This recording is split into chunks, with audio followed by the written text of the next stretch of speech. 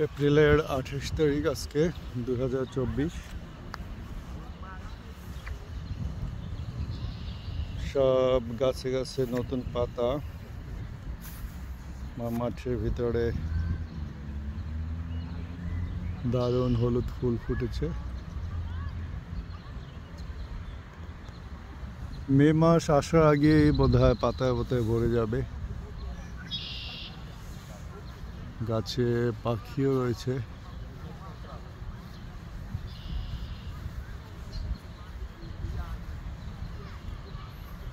ওই যে একটা কালো পাখি, পাখির ডাক।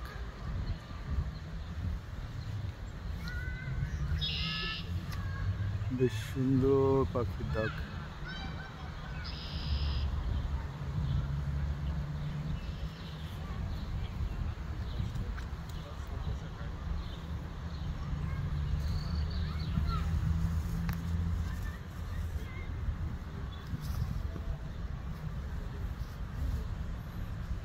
এবার সামারটা বেশ আগে চলে আসবে, 2024-এর সামার। এই গাছগুলো, পাতাগুলো বড়ই অদ্ভুত।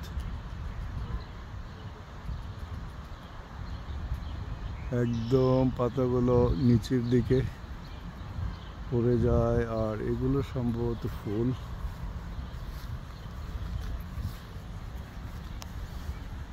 জানি না এগুলো কি ফুল, বোধহয়। গাছটা খুবই অদ্ভুত টাইপের। কেনারতে এভাবে আসলে অনেক সুন্দর সুন্দর গাছ রয়েছে, যে গাছগুলো আসলেই সুন্দর।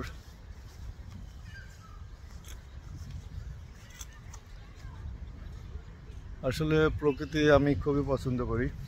যখনই সামার আসে বেশ ভালোই আমি উপভোগ করার চেষ্টা করি, কারণ এখানে সামার খুব একটা বেশি না। তো সামার টাইমটা আসলে যতটা সময় পারি আমি প্রকৃতির সাথে কাটানোর চেষ্টা করি।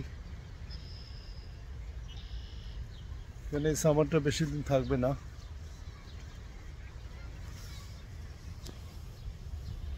এটা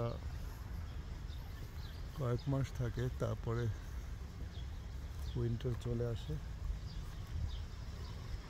তো এই পাশে একটা, এটা আসলে একটা ড্রেনেজই। তার পাশে দেখতে পাচ্ছেন সুন্দর একটা ফুল গাছ, পানির কলকল শব্দ শুনতে পাওয়া যাচ্ছে। এই ছোট গাছগুলো তো পাতা আসা শুরু হয়েছে। এই গাছগুলোতে পাতা আসা শুরু হয়েছে। এই গাছটাই খুব অদ্ভুত আমার কাছে।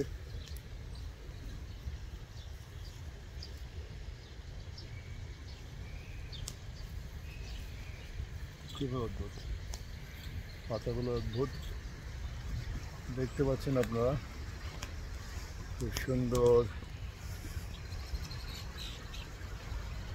ফুলগুলো, পানির ধ্বনি শোনা যাচ্ছে। যে গাছে পাখি,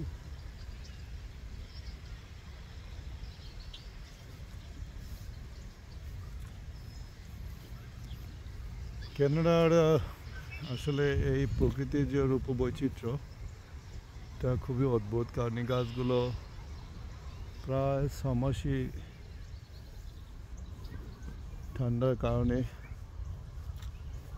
পত্রহীন থাকে, অর্থাৎ কোনো পাতাই থাকে না, শুধু গাছটাই বেঁচে থাকে। অনেক গাছ অবশ্য মরেও যায়, ওগুলো রিকভার করে না। আবার অনেক গাছে পাতা গজায়।